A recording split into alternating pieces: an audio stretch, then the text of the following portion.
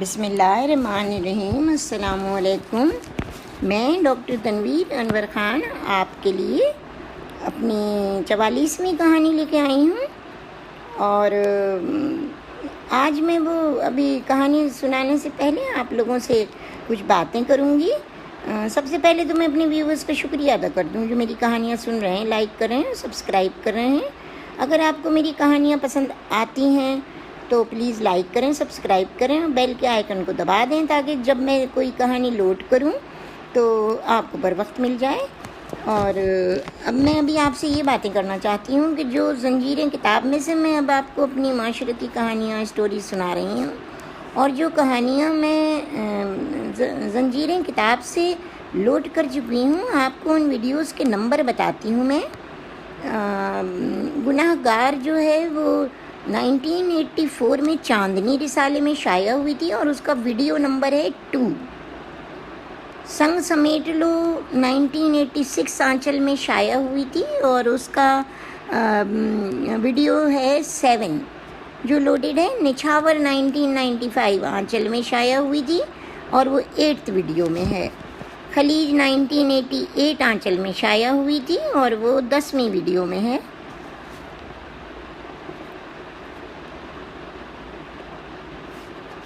دیوانہ 1988 میں آنچل میں ہوئی تھی، وہ 9ویں ویڈیو میں ہے۔ زنجیریں 31 ویڈیو میں ہے۔ چاندنی نازنین رسالے میں شائع ہوئی تھی اور یہ میری 3ری ویڈیو میں ہے۔ اور بڑی امی میں ابھی ڈال چکی ہوں، وہ آپ کو میں نے بتایا ہے کہ وہ 1992 میں آنچل میں شائع ہوئی تھی اور اس کا نمبر ہے 42۔ اور من موہنی کا نمبر ہے 43 ویڈیو، جو 1995 میں شائع ہوئی تھی۔ تو آئیے، یہ میں نے آپ کو اپنی ویڈیوز بتا دیں۔ پہلی کتاب زنجیروں سے، یہ میری آلریڈی لوڈڈ ہیں جو کہانیاں، تو وہ آپ لوگ اب سن سکتے ہیں، کیونکہ میں پہلی کتاب کی اور ساری کہانیاں لوڈ کر رہی ہوں جو کہ بہت بڑی نہیں ہیں، شارٹ اسٹوریز ہیں، اور وہ ہم ایک ایک کر کے پوری کتابوں میں سے اب کہانیاں آپ کو سنائیں گے۔ تو آئیے ہم اپنی 44ویں کہانی آپ کو اپنی کتاب سے سناتے ہیں، زنجیریں سے، اور اس کا نام ہے جھوٹا برتن۔ سفید ماربل کے گول بڑے بڑے ستونوں پر عشق پیچا اور صحرا بیلیں پھیلی تھیں۔ عشق پیچا کے سرخ سرخ ننے ننے پھول اسے ہمیشہ سے بے حد پیارے لگتے تھے۔ وہ گھنٹوں اس ستون کے پاس بنی سیڑھی پر بیٹھ جاتی اور خواہ مخواہ انہیں تکتی رہتی۔ دوسرے ستون پر صحرا بیل کے سرخ سرخ پھولوں کے گچھے ہوا کے ساتھ ادھر ادھر لہرا رہے تھے، بالکل صحرے کی ان لڑیوں کی طرح جو کسی دولہا کے چہرے پر پڑی ہوتی ہیں اور گردن کی جنبش سے ادھر ادھر ہلتی ہیں۔ اس روز جب سیما وہاں سیڑھی پر بیٹھی تو کہیں سے اچانک عزیر آ گئے۔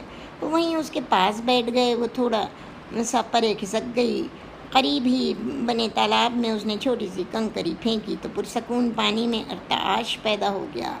پھر وہ اپنی سبز سرخ کانچ کی چوڑیوں کو بے مقصد کلائیوں میں گھمانے لگی۔ سیمو، میں تم سے کچھ بات کرنا چاہتا ہوں۔ جی عزیر بھائی، تم سن رہی ہو نا؟ سنو، تم مجھ سے شادی کر لو۔ کیا؟ وہ تقریباً اچھل پڑی۔ تم مجھ سے شادی کر لو۔ جانتی ہو میری زندگی بالکل ایسی ہی ارتعاش بھری ہے، جیسی تم نے پانی میں کنکری ماری تو ارتعاش پیدا ہو گیا۔ آپ کو معلوم ہے کہ آپ کیا کہہ رہے ہیں؟ میں تمہارا ساتھ چاہتا ہوں۔ عزیر بھائی پلیز، آپ ابھی اور اسی وقت یہاں سے چلے جائیے۔ میری بات سنو سیما۔ نہیں، میں کچھ سننا نہیں چاہتی، آپ چلے جائیں۔ اور عزیر بوجھل بوجھل قدموں سے وہاں سے چلے گئے۔ سیما کا دل بھر آیا۔ وہ وہاں سے اٹھ کر اپنے کمرے میں آ گئی۔ بے اختیار ڈھیر سارے آنسو اس کے گالوں پر بہہ نکلے۔ عزیر، اب ہاتھ مانگ رہے ہو میرا، جب میرے پاس تمہیں دینے کو کچھ بھی نہیں؟ کس بات کی سزا دی تھی مجھے تم نے، پھوپھو جانی نے؟ اس لیے کہ ہم غریب تھے، ہم تمہاری دولت کے آگے حقیر تھے۔ نہ جانے کتنی دیر تک وہ سوچوں کی ادھیڑ بن میں مصروف رہی۔ ضمیر صاحب اپنی 3 بہنوں کے اکلوتے بھائی تھے اور ایک مقامی اسکول میں ہیڈ ماسٹر تھے، ان کی ایک بیٹی اور ایک بیٹا تھے، بڑی بیٹی تھی اور بیٹا چھوٹا تھا۔ سیما کو ضمیر صاحب اچھے سے انگریزی اسکول میں پڑھا رہے تھے۔ سیما کی پھوپھیوں کی شادیاں کھاتے پیتے گھرانوں میں ہوئی تھی، مگر پھر بھی وہ ہمیشہ بھائی سے کچھ نہ کچھ اینٹنے کی کوشش کرتی رہتی۔ اسے یاد ہے امی کہتی تھیں کہ جب وہ پیدا ہوئی تھی تو آتکا پھپھو نے اسے مانگ لیا تھا، اور جب وہ تھوڑی سی بڑی ہوئی اور آتکا پھپھو کے گھر جاتی تو پپا اپنے چاروں بیٹوں کو کھڑا کر کے کہتے، سمو بیٹی تو جس کو پسند کرے گی میں اسی سے تیری شادی کر دوں گا۔ اور اسے عزیر ہمیشہ سے اچھے لگتے تھے، مگر پپو کے گھر جا کر وہ جو ایک بات اسے کھٹکتی تھی وہ عزیر کی بڑی بہن ریشما تھیں۔ وہ ہمیشہ اپنے ماموں اور اس کے بچوں کو گری ہوئی نظروں سے دیکھتی تھی۔ جب کبھی بھی پپو اور پھوپھا سمو اور عزیر کی شادی کی بات چھیڑتے تو ریشما کہتی، وہ پپا پہلے پڑھ لینے دیں انہیں، پھر دیکھ لیا جائے گا۔ اور جب عزیر نے انٹر کے بعد امریکہ جانے کی ٹھانی تو اس وقت وہ صرف 6ٹھی کلاس میں تھی۔ 12 سال کی بچی کیا سمجھ سکتی؟ محبت کا دیپ جل اٹھا، وہ میٹرک میں آ گئی اور پھر اسے پتہ چلا کہ ریشما باجی بھی امریکہ چلی گئیں شادی ہو کر۔ عزیر نے تو امریکہ جا کر کبھی سیما کو بھولے سے یاد بھی نہ کیا۔ 5 سال کا عرصہ بہت ہوتا ہے، اور جب اس نے میٹرک کیا تو اس کے کانوں میں صدا آئی کہ عزیر نے کسی مغربی لڑکی سے شادی کر لی ہے، اور وہ ایک پل اس کی زندگی میں ہلچل مچا گیا۔ وہ پھوٹ پھوٹ کر روئی، تو ریشما باجی آپ نے کانٹا چبو ہی دیا، چھین لیا میرا جیون ساتھی مجھ سے۔ بچ جو عزیر میری بچی کی مانگ تھا، یا اچانک اس نے شادی کیسے کر لی؟ بس بھائی کیا کریں، انسان سوچتا کچھ ہے اور ہوتا کچھ ہے، ہم کیا کر سکتے ہیں۔ بچ جو یہ بات نہیں ہے میں آپ کا ہم پلہ نہیں ہوں، نہ اس لیے اس نے باہر شادی کر کے میری بچی کو آس دلا کر توڑ دی۔ اور وہ جو من ہی من میں عزیر کو بسائے بیٹھی تھی، میں اسے کہوں گا کہ بیٹی بھول جا اس بے وفا کو۔ اب بھیا میں کیا کروں، سارے ہی بچے امریکہ جانے کو تیار بیٹھے ہیں۔ اچھا ہی ہے جو آج بھی ٹوٹ گئی اس کی، ورنہ بعد میں تو زندگی مشکل ہو جاتی۔ اور تب سیما نے ابو کے لبوں سے نکلے جملوں کو سنا، اپنی پڑھائی میں دھیان لگا بیٹھی۔ عزیر نے وہاں شادی کر لی ہے۔ سیما یہ سن کر حیران سی اپنے کمرے میں آ گئی۔ عزیر، میری زندگی برباد کرنے کا حق تمہیں کس نے دیا؟ میرے معصوم دل پر اپنے پیار کی مہر لگا کر تم نے وہاں شادی کر لی۔ میں تم سے ضرور بدلہ لوں گی، ہاں عزیر ضرور بدلہ لوں گی۔ سیما پڑھائی میں لگ گئی، اس نے بی ایڈ کر لیا اور اسکول میں پڑھانے لگی۔ پرائیویٹ ایم اے کرنے کا ارادہ تھا، تبھی اسے آتکا پھپھو سے پتہ چلا کہ عزیر کی انگریز بیوی لڑکی لے کر چلی گئی اور ساتھ ہی روپیہ پیسہ بھی لے گئی۔ پھر کچھ ہی روز بعد سنا کہ عزیر نے کسی اٹلی کی عورت سے شادی کر لی، اور پھر ان کے یہاں 2 بیٹے ایک بیٹی پیدا ہوئے، اور تب یہاں سے آتکا پھپھو امریکہ پہنچی۔ پھوپھا کا تو انتقال ہو گیا تھا، انہیں سیما کو اپنی بہو نہ بنانے کا صدمہ تھا۔ اسے یاد ہے جب ان کے آخری لمحات تھے تو انہوں نے کہا تھا، سیما بیٹی میں تجھے وہ کچھ نہ دے سکا جو چاہتا تھا، اور عزیر وہ کچھ نہ پا سکا جو میں اسے دینا چاہتا تھا۔ اس نے اپنی زندگی برباد کر لی۔ امریکہ کی چمک دمک ہمارا خاصا نہیں، وہ سکون راحت نہیں پا سکتا۔ وہ میرا بڑا بیٹا تھا، تمہاری پھپھو نے اسے برباد کر دیا۔ یہ سب کچھ کب تک برداشت کرتا؟ اس لیے اب میں جا رہا ہوں، مجھے معاف کرنا بیٹی، میں تیرا گنہگار ہوں۔ نہیں پھپھو جان، آپ ایسا نہ کہیں، میں نے آپ کو معاف کیا، جو میرے نصیب کا نہ تھا وہ کیسے پاتی؟ کیسے پھپھو جان؟ اور پھر وہ سارے رشتے ناتے خود بخود ٹوٹ گئے۔ آتکا پھپھو اور باقی بیٹے بھی امریکہ جا بسے۔ آتکا پھپھو کی بھلا وہ عورت کہاں برداشت کرتی جو جب یہ اردو میں اپنے بیٹے سے باتیں کرتی تو وہ سمجھتی کہ اسے برا بھلا کہہ رہی ہیں، اور یوں عزیر سے کہتی، what your mother is talking about, nothing. اور یوں عزیر کے گھر کے حالات دوبارہ بگڑنے لگے۔ تب آتکا پھپھو دوسرے بیٹے عاطف کے پاس چلی گئیں۔ پھر انہوں نے ایک الگ اپارٹمنٹ کا مطالبہ کر دیا اپنے بیٹوں سے کہ کسی کے ساتھ نہیں رہیں گی، اکیلی رہیں گی، اور پھر وہ اکیلی بھی رہ نہ سکیں، بس جیسے تیسے زندگی گزار رہی تھیں، کبھی پاکستان اور کبھی امریکہ۔ سیما نے شادی نہ کرنے کا فیصلہ کر لیا تھا۔ اس کے ابو اس غم میں چل بسے، بھائی انجینئر بن گیا اور امی کے زخم مندمل نہیں ہوئے۔ امی، بیٹی جو ہو گیا اسے بھول جا، وہ تیرا مقدر نہیں تھا۔ امی، اگر وہ میرا مقدر نہیں تھا تو وہ کسی کا بھی مقدر نہیں ہو سکتا، وہ کسی کا ہو کر نہیں رہ سکتا۔ میں جانتی ہوں ریشما نے میری زندگی میں زہر گھولا ہے، ورنہ عزیر ایسے نہیں تھے۔ مگر بیٹی ریشما تو بہت دیر میں گئی ہے امریکہ، عزیر نے تو بہت پہلے جاتے ہی ہم سے رابطہ توڑ لیا تھا۔ ہاں امی، میں جانتی ہوں ہم غریب تھے نا، اس لیے، مگر اب مجھے امیر بننا ہے تاکہ میں ان کم ظرف لوگوں سے بدلہ لے سکوں۔ نہیں بیٹی، یہ خیال دل سے نکال دو، امی مجھے امیر بننا ہے، دیکھ میری بچی تو کوئی غلط قدم مت اٹھانا۔ نہیں امی، میں اوپر کمرہ بنوا کر نیچے اسکول کھولنے والی ہوں، پھر کیا ہوگا؟ یہ ہوگا کہ ہماری آمدنی کے ذرائع بڑھ جائیں گے۔ یہ ٹھیک ہے آپ اسکول کھولیں، آپ کے باہر کے سارے کام میں کر دیا کروں گا، عدنان نے کہا تو سیما نے ہمت پکڑ لی۔ سیما کا اسکول بہت اچھا چلنے لگا، 100-150 بچے داخل ہو گئے اور پھر دیکھتے ہی دیکھتے اس نے 3 سال میں خاصی ترقی کر لی۔ انہوں نے 3 منزلہ عمارت اسکول کے لیے بنا لی اور خود 400 گز کی کوٹھی میں شفٹ ہو گئے۔ عدنان کی سیما سے شادی کر دی تھی۔ عدنان کی بیوی حمیرہ خاصی سلجھی اور پیاری سی لڑکی تھی۔ وہ دونوں میں خاصا پیار محبت تھا اور گمان نہیں ہوتا تھا کہ وہ نند بھاوج ہیں۔ اس کا اسٹاف بھی اس پر جان چھڑکتا تھا، اس کا سلوک بھی تو سب کے ساتھ بہت اچھا تھا۔ ایک روز وہ اپنے ایئر کنڈیشن کمرے میں بیٹھی تھی کہ آیا نے آ کر کہا، میڈم ایک صاحب اپنے بچے کا داخلہ کرانے آئے ہیں۔ اچھا تم انہیں اندر بھیج دو۔ میں آئی کم ان میڈم، اور دوسرے علا میں لڑکھڑاتی زبان سے ادا ہونے والے جملوں کو غیر مانوس نہ سمجھتے ہوئے اس نے اپنا جھکا ہوا سر اٹھایا اور اس کے ہونٹ کپا اٹھے۔ عزیر بھائی تم سمو، یہ تمہارا اسکول ہے؟ اتنا ہائی اسٹینڈرڈ، اتنا عالی شان؟ عزیر نے تعجب سے پوچھا۔ بیٹھیے، یہ میں ہی ہوں، مگر آپ مجھے سیما کہہ سکتے ہیں، سمو نہیں۔ فرمائیے عزیر بھائی میں کیا کروں؟ ارے اب تو بہت ہی آسانی ہو گئی میرے لیے، اب میرے ببلو کا داخلہ ہو جائے گا۔ یہ آپ کو کس نے کہہ دیا؟ جب ایک دفعہ ہم نے طے کر لیا کہ جگہ بھر گئی ہے تو پھر داخلہ کیسے ہوگا؟ اب آپ فی الحال اپنے گھر میں پڑھائیں، میں اگلے سال اس کا ٹیسٹ لے کر اپنے اسکول میں داخل کر لوں گی۔ What naan sense! میرا بچہ امریکہ میں پڑھ رہا تھا، دوسرے تم اس کی پھپھو ہو، آنٹی ہو، اپنے بھتیجے کا اتنا بھی خیال نہیں کرو گی۔ میرا اصول کسی رشتہ داری کو نہیں مانتا۔ دوسری بات یہ ہے عزیر بھائی کہ رشتہ داریوں کا بھرم تھا ہی کب جو آپ مجھ سے کچھ طلب کرنے کا حق رکھتے ہیں، آپ جا سکتے ہیں۔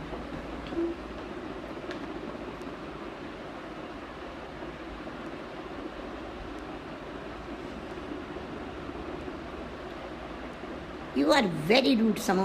Yes, a little less than you.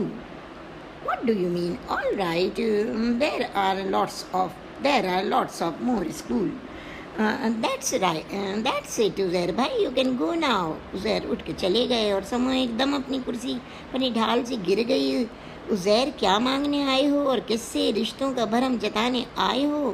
مگر کس لیے؟ وہ اپنا سر پکڑ کر بیٹھ گئی اور پھر اسی شام اس نے دیکھا کہ عزیر، ریشمہ اور پھپھو جان اس کے گھر ڈیفینس آئیں۔ وہ اسی وقت اسکول سے آ کر بیٹھی تھی۔ اس نے آسمانی رنگ کی شلوار قمیص پہن رکھی تھی۔ بی بی جی، آپ کو بڑی بیگم صاحبہ بلا رہی ہیں۔ آیا نے اسی وقت آ کر کہا، اچھا چلو۔ آداب، اس نے کمرے میں داخل ہوتے ہوئے کہا۔ ارے سیما بیٹی اتنی بڑی ہو گئی؟ اس کی پھپھو نے تعجب کا اظہار کیا۔ جی بڑا تو ہونا ہی تھا پھپھو جانی، بڑی ترقی کی ہے بیٹی، ماشاءاللہ تمہاری شان و شوکت تو قابل دید ہے۔ جی ہاں، شان و شوکت قابل دید ہے، مگر پھوپھی جان میرے لیے روپے پیسے انسان کی ضروری ہے، مگر اس حد تک کہ وہ انسان کو انسانیت سے گرا نہ دے۔ انسانیت سے انسان کبھی نہیں گرتا، ہمارے خاندان میں تو گر جاتا ہے پھپھو جان۔ یہ کہہ کر سیما وہاں سے اٹھ گئی۔ ریشمہ کو تو ہمت ہی نہ ہوئی کہ سیما کو کچھ کہتی، اور پھر یوں ہوا کہ عزیر اکثر و بیشتر آنے لگا۔ سیما کو اچھا تو نہ لگتا تھا، مگر وہ یہ کیا کرتی؟ گھر آئے مہمان کو وہ کیسے نکال دیتی؟ یہ اس کی تہذیب کے خلاف تھا۔ عزیر اگر تجھے اب اپنا گھر بنانا ہے تو سیما سے شادی کر لے، ماں نے کہا۔ آپ کیا کہہ رہی ہیں؟ بڑی موٹی آسانی ہو گئی ہے اور پھر تیرے بچے کی پرورش بھی ہو جائے گی۔ امی، اس نے مجھے ابھی تک شادی نہیں کی ہے، وہ نہیں مانے گی، عزیر نے نیم رضامندی سے کہا۔ ارے عورت کو بنانا تیرے لیے بائیں ہاتھ کا کام ہے، تو نے کتنی انگریز عورتوں کو خیرہ کیا ہے، تو یہ ایک پاکستانی لڑکی ہے، اس کی حیثیت ہی کیا ہے؟ کوشش کروں گا امی، مجھے مشکل لگتا ہے۔ یہ سارے الفاظ سیما نے اس وقت سنے جب وہ امی کے کہنے سے اپنی پھپھو جان کے گھر عدنان کے بیٹے کا عقیقے کا بلاوا دینے گئی تھی۔ اس کے کانوں میں جیسے کسی نے پگھلا ہوا سیسا ڈال دیا۔ اس کا ایک ایک پیر من بھر کا ہو گیا۔ وہ مشکل تمام دروازے سے دستک دے کر اندر آئی۔ ارے سیما بیٹی، آؤ آؤ۔ جی بس جلدی میں آئی ہوں، کارڈ دینے جا رہی ہوں، آپ لوگ عقیقے میں ضرور آئیے گا۔ امی نے کہا، بیٹھو، چائے شربت پیو۔ جی نہیں شکریہ، مجھے ابھی بہت جلدی واپس گھر جانا ہے۔ سیما وہاں سے چلی آئی تو عزیر اور پھپھو جان مل کر مجھے قربانی کا بکرا بنانا چاہتے ہیں۔ میں موٹی آسامی ہوں، میں کیونکہ مشرق مشرقی بیوقوف لڑکی ہوں، اس لیے حرف شکایت زبان پر نہیں لا سکتی۔ وہ بری طرح سے سک پڑی۔ خدایا مجھے حوصلہ دینا، آج برسوں سے جس لمحے کا مجھے انتظار تھا وہ لمحہ آ گیا ہے۔ آج میں تہیہ کرتی ہوں کہ کبھی بھی عزیر کے ساتھ خواہش شادی کی نہیں کروں گی۔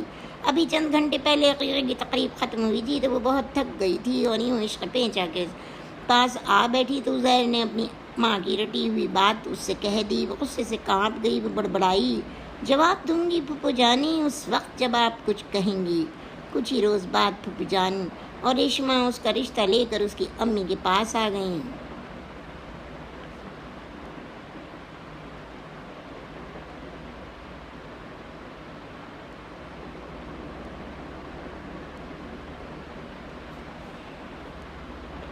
دلہن دراصل سمو تو شروع ہی سے عزیر کی مانگ تھی، میں اسے ٹھیکڑے کی مانگ لے کر آئی ہوں، اپنے عزیر کی خوشیوں کی بھیک مانگنے آئی ہوں۔ میرے خالی برتن میں ٹھیکرے کی مانگ ڈال دو باجی، میں سیما کی مرضی کے بغیر کچھ نہیں کر سکتی۔ تم ماں ہو، فیصلہ کر سکتی ہو۔ ہاں مومانی جان، آپ جو فیصلہ کریں گی وہ سمو منظور کرے گی۔ نہیں ریشما، تمہارا خیال غلط ہے، سیما بڑی ہو گئی ہے، ماشاءاللہ خود مختار ہے، اس کے اور بھی بہت سے رشتے آئے ہوئے ہیں مگر وہ حامی نہیں بن رہی ہے۔ بس تو پھر آپ ہمارے خالی برتن میں خوشی ڈال دیں، ریشما نے کہا تو دروازے سے آتی ہوئی سیما ٹھٹک گئی۔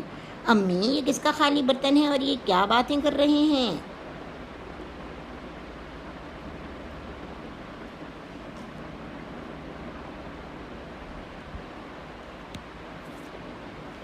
بیٹی تیری پھپھو جان کہہ رہی ہیں کہ ان کے خالی برتن کے لیے تیرا ہاتھ دے دوں۔ بس امی آگے کچھ نہ کہیے گا ریشما جی اور پھپھو جان، یہ کہیے کہ خالی برتن نہیں بلکہ جھوٹے برتن میں خوشیاں ڈال دیں۔ شادی میری ہونا ہے، بات مجھ سے کریں۔ اے لڑکی، مشرقی لڑکیاں کہیں اپنی شادی کی بات کرتی ہیں؟ کیوں ہم گائے بکریاں ہیں کیا جو کھونٹے سے باندھی جائیں؟ اور ویسے بھی پھپھو جان کیا امریکہ، اٹلی اور جرمنی میں لڑکیاں ختم ہو گئی ہیں جو آپ نے پاکستان کا رخ کیا؟